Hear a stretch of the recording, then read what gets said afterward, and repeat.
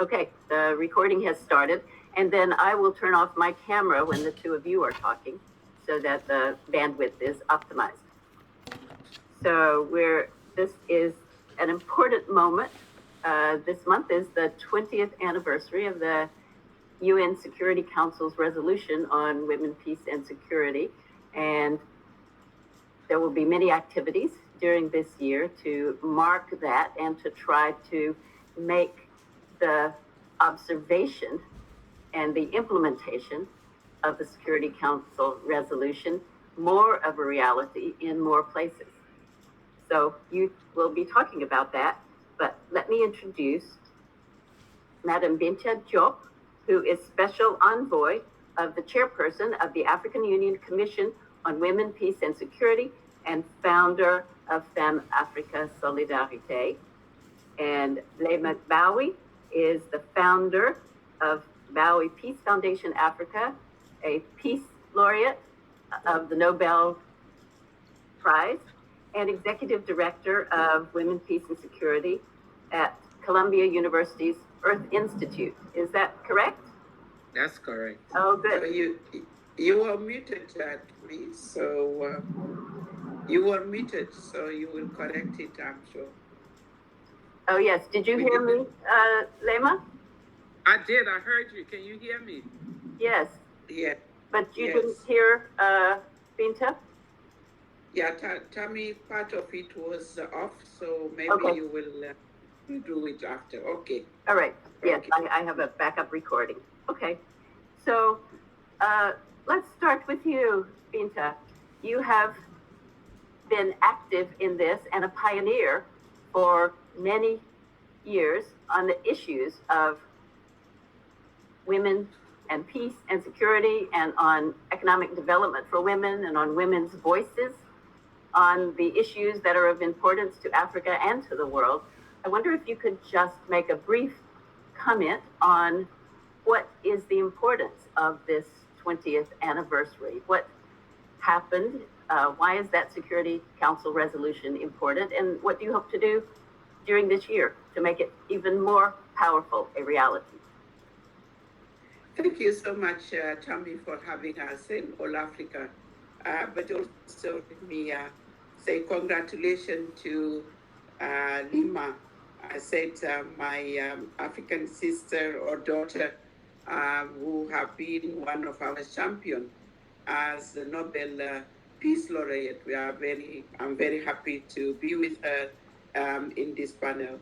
So 1325 is very important as that resolution really is a landmark resolution that have been born in Africa, in Namibia, but also which demonstrate the quest of women to be at the table, at the negotiation table, but also to be protected.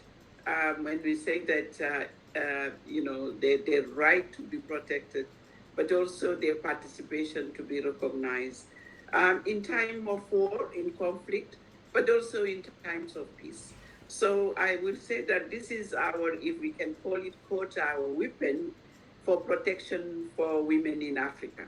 So we recognize it as it's a Security Council resolution, but because it is embedded in many African instruments, for us it's not just born in Africa, but it's an African instrument. So we are very happy that you need the, when you look at Leymah Gbowee, Leymah is 1325.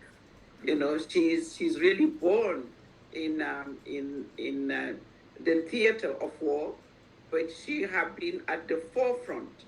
And that's why we celebrate today the 20th anniversary of 1325. 20 years, yes, it's not yet mature, I would say, maybe.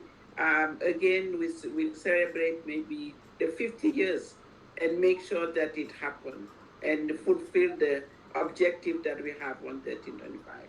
I thank you, Tammy.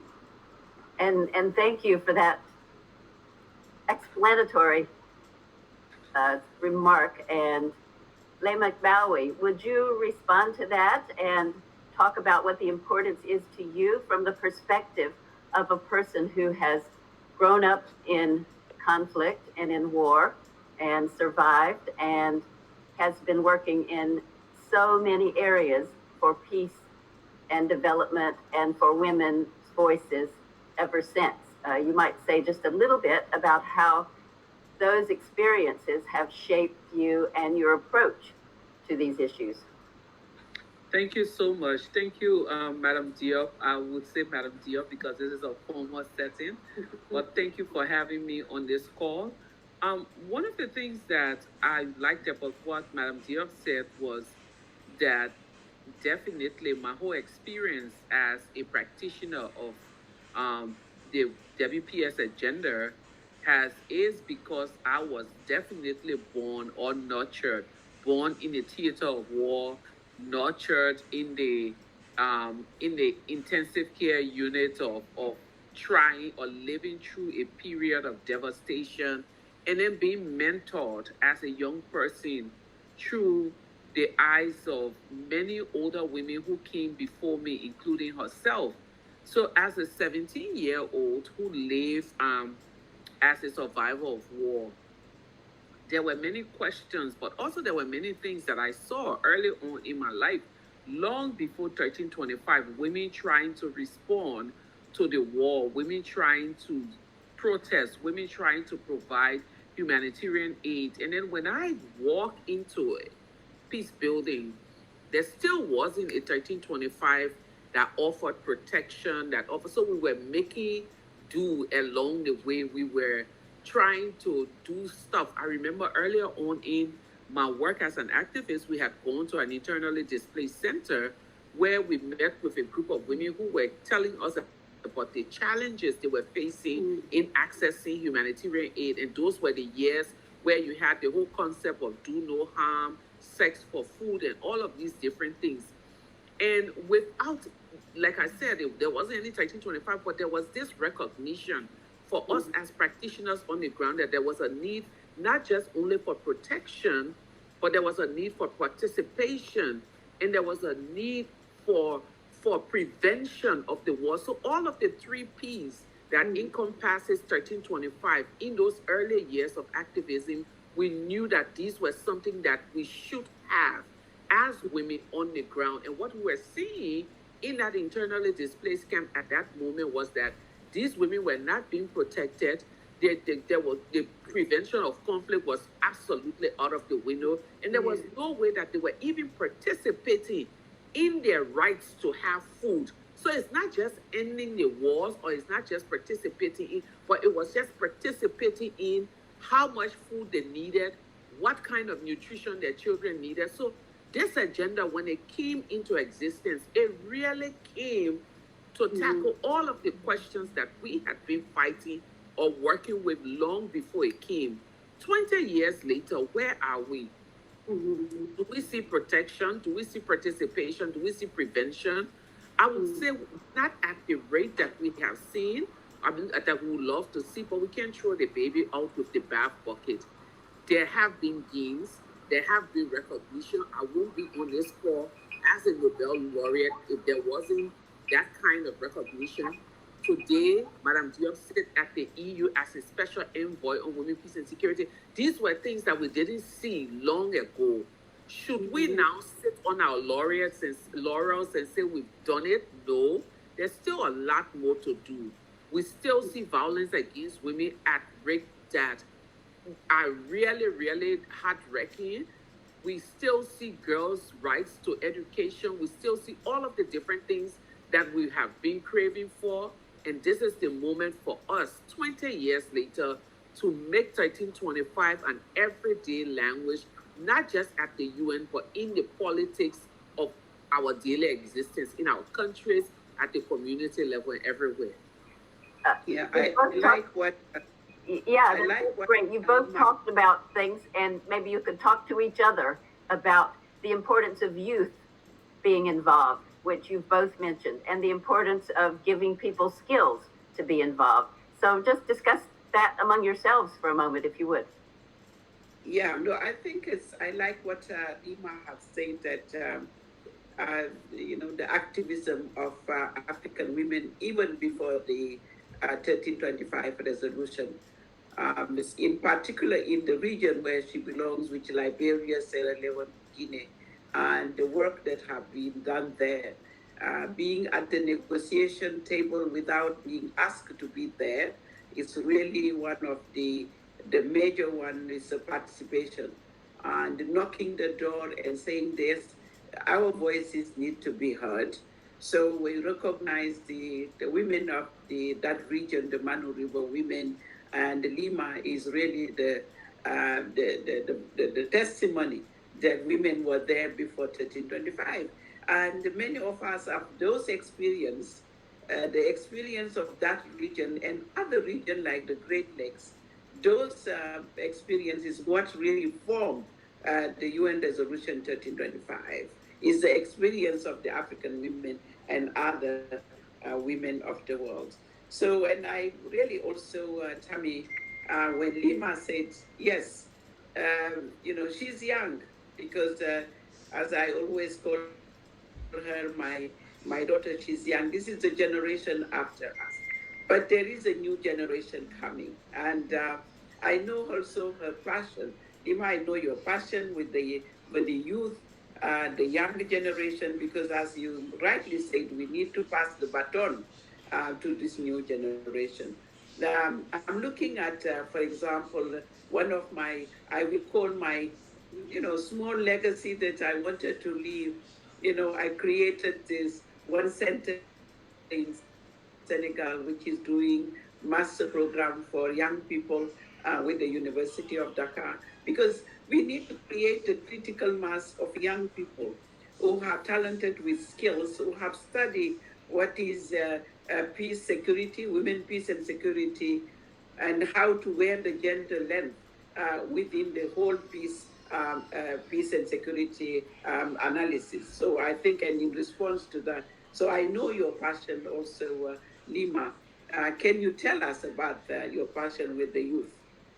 Well, thank you. One of the things that is very interesting is that, like she said, I am the generation after her generation, and there are definitely a new generation of young women. The interesting thing is that these young women, like my generation, are no longer waiting for permission from the older women to say, we need you Yes. to, we need your permission to step into this space. Over the last few months in Liberia, we saw protests around rape, and this protest was organized by 21-year-olds, 22-year-olds, young girls coming together and putting their intellectual ability and their activism skills together and saying we're going out there to protest. So this, the next generation of activists are no longer waiting for permission. But where I see the gap in the work that they do is that there is a lot of work that needs to be done on messaging. So every time I engage with these young women, and which I'm very passionate about, I see myself in them. That those days I did not have the diplomatic language. I didn't know how to build alliances. I felt like my group of women who were activists, we were the ones doing everything in the world, and that the older women did nothing until I encountered some of those women from the Manu River Women Peace Network, especially at Twitter Cooper, who took me under her wings and was guiding me, and would go there and she would say, do this and do this. So in my passion now, to answer your question, this is where I see myself mentoring a whole new generation and creating platforms for these young women. Recently, when they had their protest, it was very difficult for them to get any media attention. So, like, putting myself in front and saying, oh, I want to speak about this rape issue. And once the media said yes, then I put these young girls ahead and say, okay, you say what you want to say, and I will come later. Then carrying them along with me to meet with diplomats to put their case and just sitting in a meeting and listening to them. And then after those meetings, saying to them, hey, let me give you one or two pointers. But those are things that I am so passionate about because, Madam Diop, you can say to yourself, you have laid a legacy. And your legacy is that there are Leymahs who said, we look at Bineta Diop and we're walking in her shoe. Our role now is to create a legacy for ourselves in the peace and security sphere to say, these young women you see out there, and that's the work that I'm doing today, But coming back to 1325 is a solid work that came because of the work that women in every region of the world did. There was a study that was done in before UN Women turned to UN Women when it was UNIFEM. And that study, I don't know if you remember, Madam Diop, was done by President Sirleaf and Elizabeth Rand. And that study was on women, peace, and security. But I vividly recall there was something in that study when they were putting all of the points of how conflict impacts the lives of women. And there is this one quote that has been on my mind. It talks about the impact of conflict on women's lives being a reflection of the interaction during peacetime. So the question we must ask ourselves, even as we talk about mentoring the next generation of activists, how do we prepare these young girls to respond to some of the issues of violence against women, the issues of protection, participation, and prevention before it turns to war? Because we're seeing that in peacetime, all of the sufferings that women go through, that foundation is laid in peacetime. So that is the task now, mentoring young women when the guns are silenced so that they respond to the issue, so that whenever, God forbid, there is a war, the women do not have to go through what we saw happening in Liberia, in Sierra Leone, and all of the places that have had war. Yes, yeah.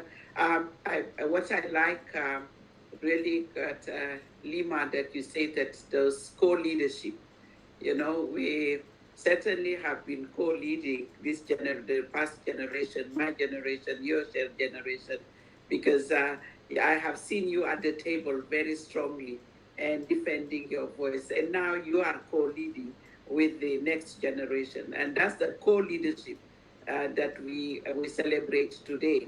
You have made space for young people wherever you are, mentoring them, but also making sure that they're learning from your own experience and some of the mistakes that we have made, but also some of the strides that we have made.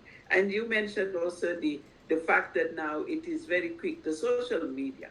Social media is very fast for the young people to communicate, to have a platform. Before, we didn't have that platform. Before I come to Liberia, it took me so much time, traveling from Senegal to Abidjan, and in car or in planes that you don't know when are you reaching. But now you sit where you are and you communicate. So I think that those tools can help us to scale it up. So on the issue of violence, Leymah, especially with the COVID-19, we have been hiding a lot of impact on women after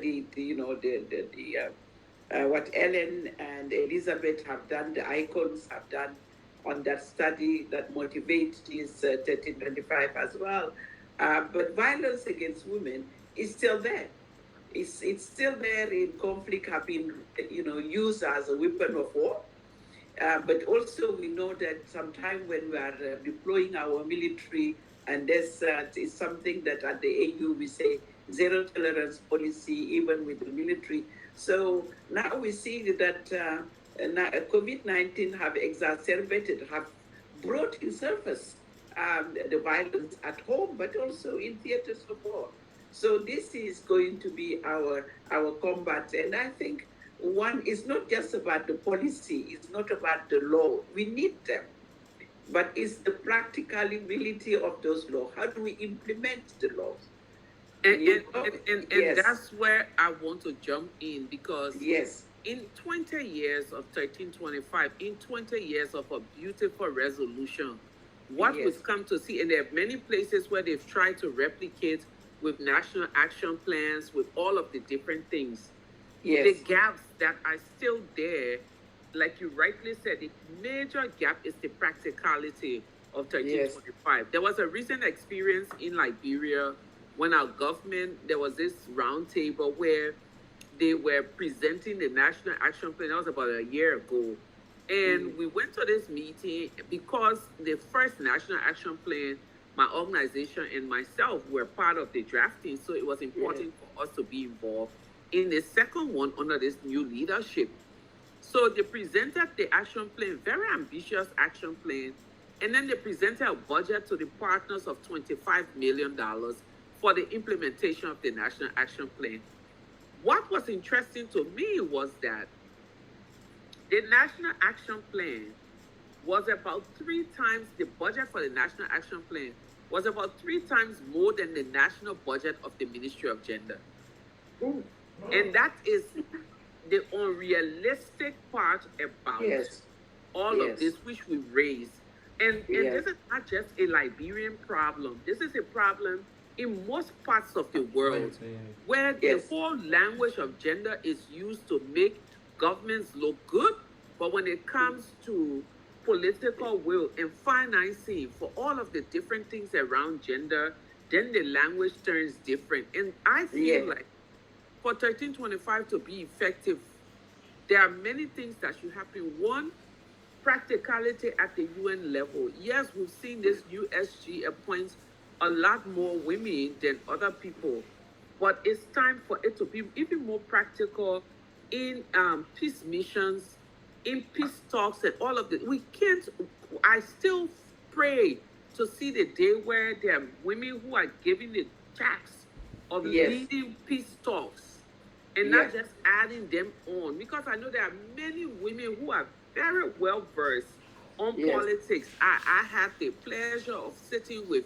Gertrude Mongela, and I feel like she can be a very good mediator on the South Sudanese conflict, because she's very knowledgeable about Sudan, about all of the different things. That's the first part. So at the level of the UN, at the level of the AU, there must be that recognition that we cannot continue 20 years later to have paid lip service to this. The second thing is that there should be financing for everything related to WPS. We can also continue to say, oh yes, we love the women and we want them involved and their work is effective and efficient. When the funding, the core, the women cannot access, women continue to get the dregs of funding. These are things that we've been talking about since I joined the movement. I'm in the movement, and I'm sure you have been talking about it, and you are about to leave the movement, but we're still having conversations about resources for WPS. The other thing is, there's no way that we can talk about the women, peace, and security agenda without talking about ceasefire, without talking about health care, without talking about gender-based violence, without talking about all of these different things. There are things that we need to talk about.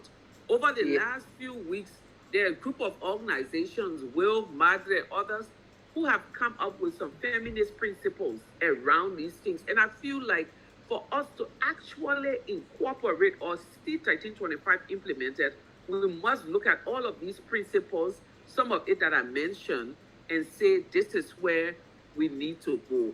But the last thing that I would like to say around 1325 is that at the level of governments, the international NGOs, the UN, the AU, and even civil society, 1325 will continue to be inefficient if we continue to operate it in silos.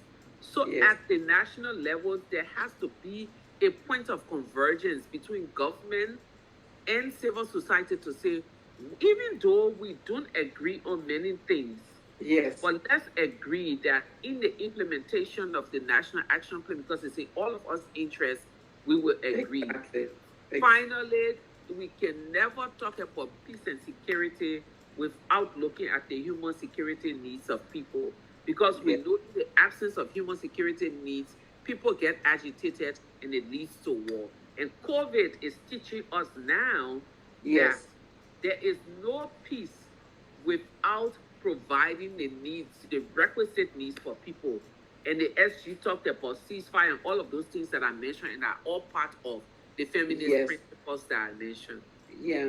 No, really, Leymah, I think we have been following when I was, 7 years ago, being giving the mandate of women, peace and security. The first thing I did was there was 17 National Action Plan, as you critically said, that sometimes are not even owned by our government. So what I said at the beginning is we need to have more National Action Plan. Now we have 2020 we have 30 countries. It was really to make sure that we have a critical mass of national action plan, but yet it need to be implemented. And what I did after with the Peace and Security Council is to adopt a framework with clear indicators, with data. So for me, it was important to have an African report to measure the progress. And by measuring the progress is also about financing. Because what you mentioned is that when we develop the National Action Plan, we need to make sure that civil society, the driving force, and the women's organization, they are sitting at the table. When we are evaluating, we need to make sure that they are there. So that mechanism, and when financing, we go to the parliament, we are able to bring the National Action Plan to the parliament as we present the budget. So our member states have to do it. But we need civil society to monitor, to make sure that they are there to see the implementation, the financing, the ownership, and the leadership of our government. So that's the mechanism that I have put in place at the AU in terms of accountability. And now every year we need to have the report coming from our member states. And we just had 2 weeks ago open debate on the report itself with a lot of gaps that you have said. But we need to make them accountable. We need to question our member state why. Why are you not financing? Why civil society are not there? And why have you not been discussing it in the parliament like you do for gender budgeting as well? So I think this is something that we need to pursue with you and everybody that will engage on women, peace and security. I think you're in the terrain because you quote somebody that we all admire, those who have the wisdom. As you have said, we have Ellen Johnson who can be in negotiation. We need, even yourself, as I said, you're young, no, you can lead. You have been in Cameroon recently to support the women in Cameroon, to come together, to tell them we are here as sisters, as Africans. We are here to support you. We have the platform. We can raise your profile. We can discuss your issues. And as Cameroonian, you can come either Anglophone, Francophone, or, because this conflict are divided us. Either divide our borders, put us on ethnicity, put us on so many things. And I think somebody like you, as a model, a role model for the young people, you have a role to play in the field when conflict arises, that you can go and be their voice, your face. And I know that you have been meeting many leaders in the continent to tell them, yes, we need this, we need that, and we are looking at you as leader to make it. Otherwise, we will name and we will shame. And we count on you to continue that naming and shaming that in AU, in the UN, but in all our national level as well. Well, there are one or two things that you talked about that I would like to pick on. There is this culture, and I pray that by the end of this 20th anniversary, we don't see it. The culture of, okay, so 5 years from now, they will say we are coming to the 25th anniversary. Let's set up a committee to review the implementation. And then this committee will work for a long time, because I know coming up to the 15th anniversary, there was a high level, there was a committee set up by the UN that I was a part of to review 1325. And that review was done, that document, recommendations were put forth. And to date, a lot of those recommendations has not been met.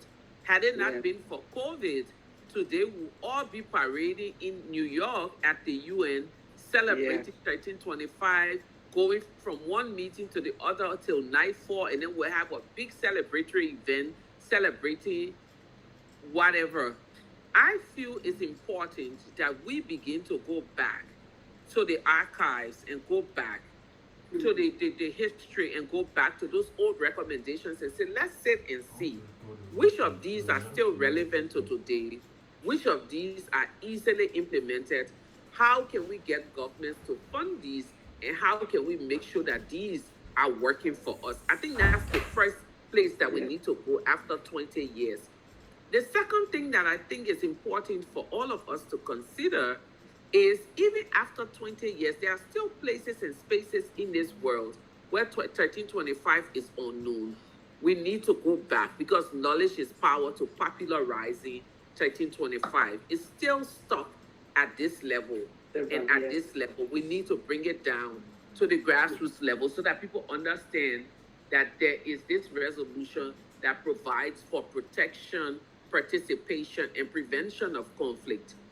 The other thing that I want to talk about that you raised briefly, you mentioned all of the great things that you're putting into perspective at the AU. And I believe that what is important to, and let me take a step back. You mentioned Cameroon. And a few years ago, well, 2 years, Madame Kalila and I did the high-level peace exploratory mission in Cameroon. I think if we are definitely serious about women's involvement in peace and security processes, in ending conflict and violence in Africa, I believe the time is now for you to lobby the governments of Africa for a budget for your office so that there are these delegations consistently. It's been 2 years since we went to Cameroon. And in the first week of our visit, Cameroon got so much attention to the point that there was a Security Council briefing on Cameroon, something that did not happen in all of the 3 years that the conflict has been going on. But for 2 years now, there's been no follow-up from us. There's been no global conversations around Cameroon. And we're just using Cameroon as a point of reference. But there are many forgotten conflicts on the continent that we can engage. You still have LRA operating in parts of Congo. There's still problems in DRC. South Sudan is still reeling. Libya has multiplied the number of armed groups in that country. And we can go on naming all of the places. Nigeria recently. It's time for us to even put together a delegation of women to go to Nigeria, go to Lagos, go to Abuja and say, this is our position. We want to hear about this SARS thing. We want to sit with mothers and talk to them. It's all part of practicalizing 1325. 20 years later, it cannot still be about meetings and now Zoom calls, but it has to be about action on the ground, work that we do. Those are the kinds of things that we need to do. Yeah. No, I do fully agree with you, Leymah, that this year that AU have declared the year of silencing the gun, we need to look at how practically we are silencing the gun in our continent, and it needs prevention.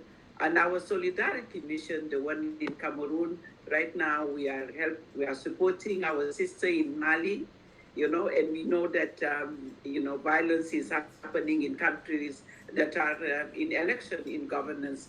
Take, Cote d'Ivoire, you can take now, the West African region, and any other region. It's Mozambique, is anywhere you touch on the region, something is happening right now, which is impacting on the women. So we keep and we need to continue to advocate for the Peace Fund, at least to have a target of 30%, because when they want to mobilize, they mobilize resources on the COVID-19, and we push to have a percentage of the fund of COVID-19 to say it has to go to the women. So the Peace Fund of the African Union should be also dedicated to that perspective of our missions. So it's not just going and raising the profile is important, but also following it up.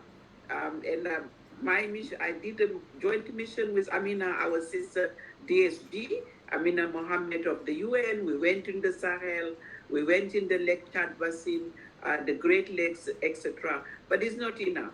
We need to make sure that we have enough funding, and this is what I take from you to say the budget also, the Peace Fund should also be allocated to the women. So we will continue that advocacy, and that's why I launch on the 1st of October, she leads peace campaign. Because Leymah, at the end, what we need is the leadership of women at all levels. Even you touched on it. But Auntie Binta, I'm sorry for interrupting you, but I think the leadership of women has never been in question.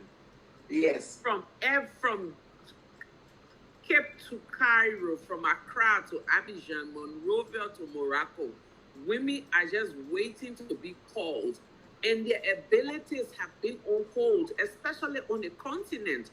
So the leadership has never been the problem. What has been the problem is calling them up, funding their mission. Because, for example, if I have to take 10 days out of my work to go on a mission, let's not be shy about it. I must be funded fully.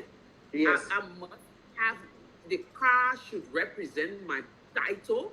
And even though it's not about it, but just as any male delegation of the AU will go with respectability, and that's the point that I'm making, the women's delegation must not even go one step lower. They must go with that kind of respectability when they go into any place for peace work. So the leadership is there.